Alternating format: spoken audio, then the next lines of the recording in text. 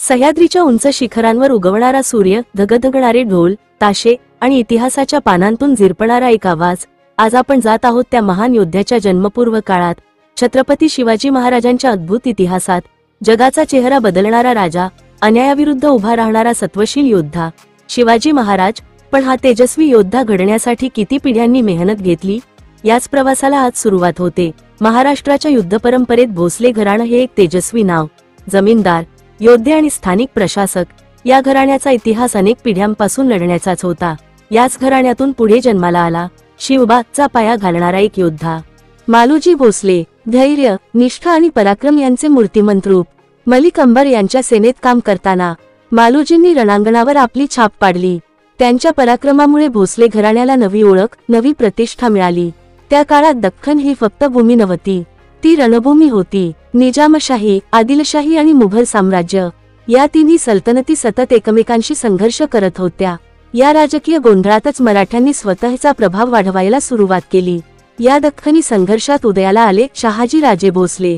रणशूर, मुत्सद्दी आणि दूरदर्शी नेता, कधी निजामशाही, कधी आदिलशाही तर कधी मुघल सेनेत।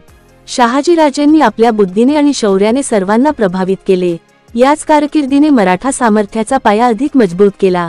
1637 मध्ये पुण्याची जागीर परत मिळाल्यानंतर शहाजी राजेंनी पुणे पुन्हा उभारण्याची जबाबदारी घेतली। लालमहालाचे भव्य बांधकाम, याच ठिकाणी भविष्यात हिंदवी स्वराज्याची बीजे रोवली जाणार होती। दुसरीकडे देवगिरी यादव घराण्यात वाढत होती एक तेजस्वी मुलगी जिजाबाई। धार्मिक संस्कार, योद्धा परंपरा आणि पराक्रमी पिता लखुजीराव जाधव त्यांच्या शिकवणीने जिजाऊ एक प्रखर आणि दृढनिश्चयी व्यक्तिमत्व म्हणून घडत होत्या। जिजाऊंच्या मनात एकच ध्येय, धर्मरक्षण आणि स्वराज्य। भवानी मातेसमोरच्या त्यांच्या प्रार्थनेतही एक शक्ती होती, एक संकल्प होता, हिंदवी स्वराज्याचा। लालमहालातील प्रत्येक संध्याकाळ खास होती।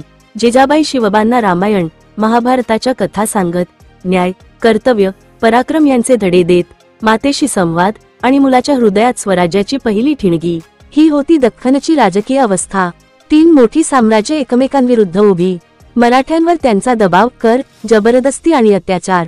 पण या परिस्थितीतही मराठे तग धरत राहिले। मराठा सरदार या तिन्ही सल्तनतींमध्ये उच्च पदांवर पोहोचले। भोसले, शिंदे, जाधव, मोरे त्यांच्या शक्तीमुळेच पुढे स्वराज्याची उभारणी शक्य झाली।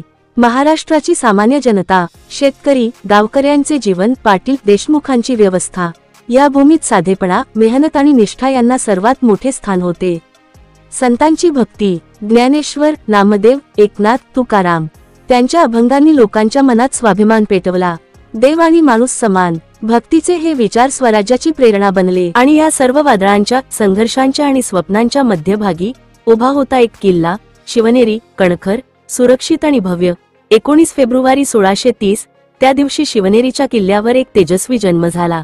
हिंदवी स्वराज्याचा प्राण, छत्रपती शिवाजी महाराजांचा शिवरायांच्या जन्मासोबतच सह्याद्रीवर भगव्याचा उदय झाला। न्याय, स्वाभिमान आणि स्वराज्याचे प्रतीक ही फक्त ध्वजाची उंची नव्हे, तर मराठी माणसाच्या जागृतीची सुरुवात होती। ही होती शिवाजी महाराजांच्या जन्मपूर्व इतिहासाची तेजस्वी यात्रा, ज्या मातांनी, पित्यांनी आणि या भूमीने एक सम्राट घडवला। जय भवानी, जय शिवराय।